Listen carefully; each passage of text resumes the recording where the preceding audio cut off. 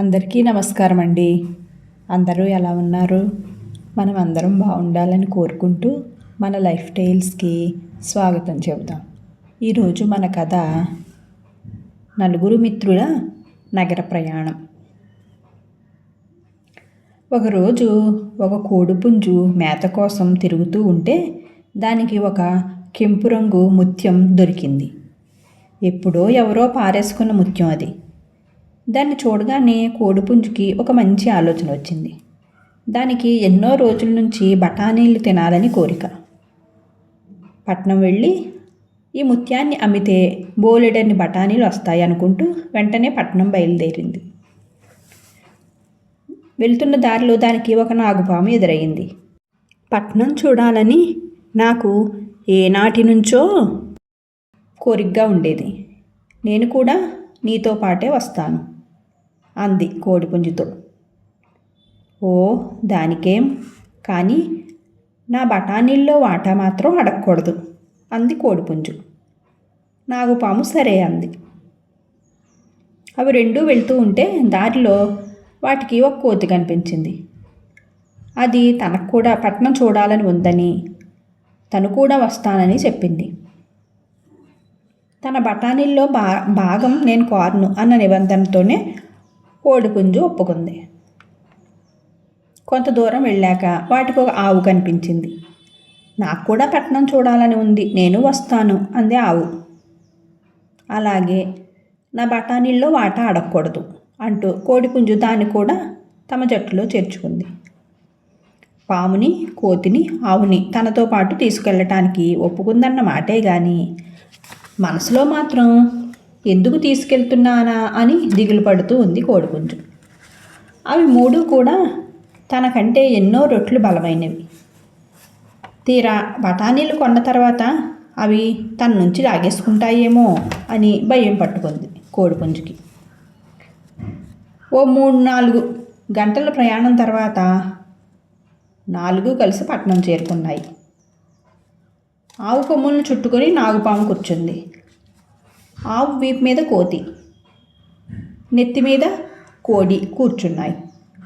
మాకేం భయం అన్నట్లు అవి 4 పట్నంలో వింతలు విశేషాలు చూస్తూ దర్జాగా తిరుగుతూ ఉన్నాయి.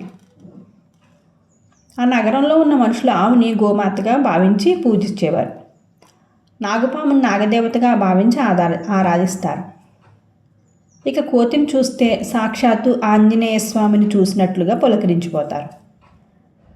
కాబట్టి ఆ మూడింటికి అక్కడ మనుషుల వల్ల ఎలాంటి అపాయమూ లేదు.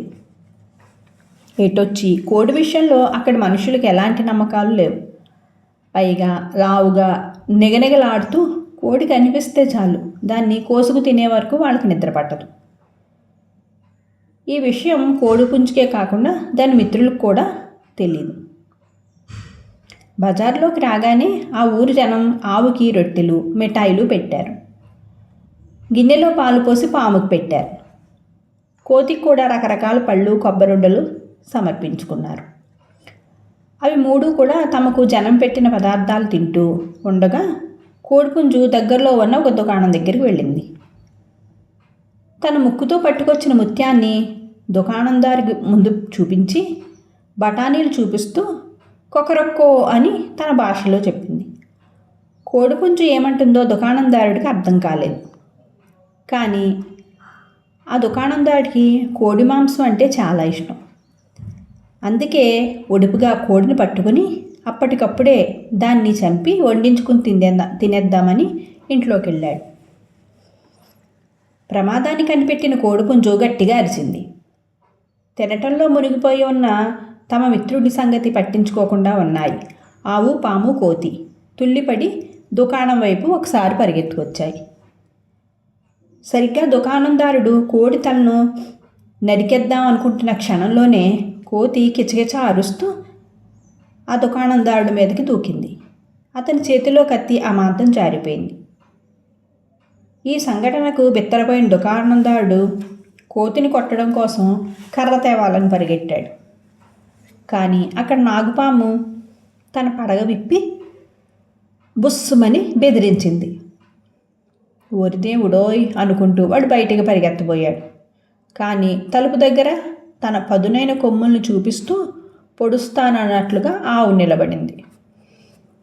దాంతో వాడికి కాళ్ళు చేతులు ఆడకుండా మూర్ఛ వచ్చి పడిపోయాడు.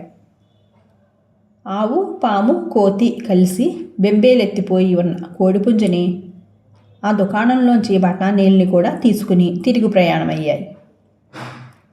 అంత మంచి స్నేహితుల్ని అపార్థం చేసుకున్నందుకు, అనుమానించినందుకు కోడిపుంజు ఎంతగానో బాధపడింది. బఠానీల సంగతి దేవుడెరుగు. అవే కనుక తనతో పాటు లేకపోతే ఈరోజు తన ప్రాణాలు దక్కేవి కాదు అనుకుంటూ వాటికి క్షమాపణ చెప్పుకుంది. తెచ్చిన బఠానీల్లో గుప్పుడు మాత్రమే తన దగ్గర ఉంచుకుని మిగతా అన్నింటినీ తన స్నేహితులకి ఇచ్చేసింది. ఆ రోజు నుంచి ఒంటరిగా నేను ఎక్కడికైనా వెళ్ళగలను అన్న ధైర్యం కోడిపుంజులో నుంచి తొలగిపోయింది. అంతేకాదు, ఒక కొత్త చోటికి వెళ్ళేటప్పుడు బలమైన మిత్రులు వెంట లేకుండా ఎప్పుడూ వెళ్ళకూడదని తెలుసుకుంది. కథ సుఖాంతం. Thank you for watching guys. Friends, మన కథను లైక్ చేయండి. మీ సలహాలు సూచనలు కామెంట్ చేయండి. ఇంకా ఇలాంటి మరెన్నో మంచి కథల కోసం మన ఛానల్లోకి వెళ్ళి చూడండి. Thank you.